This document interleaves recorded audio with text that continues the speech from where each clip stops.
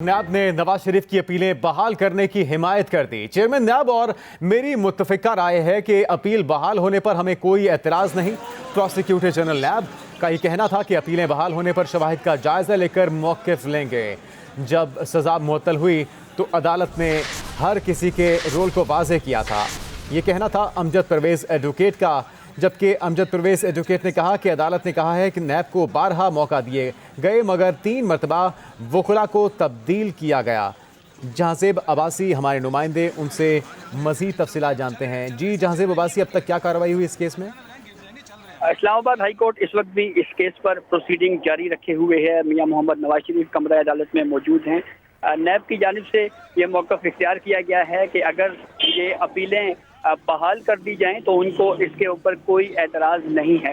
एक मरतबा फिर आज कोर्ट ने पूछा कि क्या आपको, नैब से ये पूछा कि क्या आपको मियां मोहम्मद नवाज शरीफ की गिरफ्तारी दरकार है, तो इसके ऊपर नैब ने ये मौक़िफ़ इख्तियार किया कि हम पहले ही कोर्ट के सामने ये मौक़िफ़ रख चुके हैं कि हमें मियां मोहम्मद नवाज शरीफ की गिरफ्तारी की ज़रूरत नहीं है।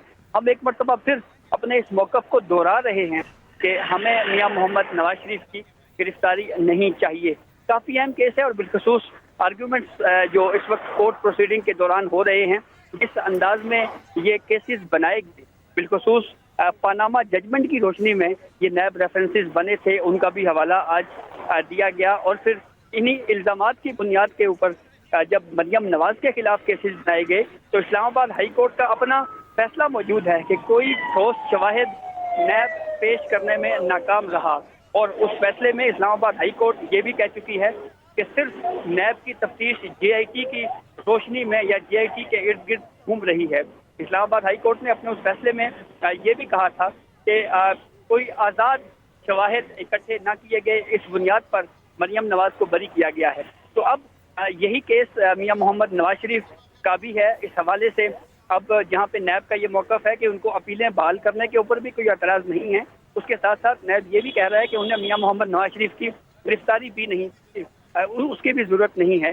तो अब मेरिट्स के ऊपर ये केस अगर चला तो चंद समातों के बाद यूँ लगता है कि जैसे कोई अहम फैसला इसके ऊपर आ सकता है। और जो पहले ही मरियम नवाज के हवाले से इस्लामाबाद हाई कोर्ट फैसला दे चुकी है, जिसमें ये कहा गया था कि कोई आज़ाद शवाहिद इकट्ठे नहीं किए गए, बल्कि पूरी तफ्तीश जो है वो JIT रिपोर्ट्स के गिर्द घूम रही है। जी जहांज़ेब, नवाज शरीफ की कानूनी टीम में कौन कौन मौजूद है और उनकी तरफ से क्या अभी तक कोई दलाइल दिए गए? देखिए, लीडिंग कौंसल आजम नज़ीर तारड़ हैं, वो आर्गूमेंट्स कर रहे हैं और इस वक्त भी वो रुस्तम के ऊपर मौजूद है। उनके जानिब से इस्लामाबाद हाई कोर्ट को मुख्तलिफ अदालती फैसले पढ़कर सुनाए गए और ये कहा गया कि तमाम फैसलों की रोशनी में ये जो अपीलें हैं इनको बहाल किया जाए और इस्लामाबाद हाई कोर्ट जो है वो इस मामले को देखे, क्योंकि ये मियां मोहम्मद नवाज शरीफ अब सरेंडर कर चुके हैं। मियां मोहम्मद नवाज शरीफ अब इस वक्त कोर्ट के सामने हैं।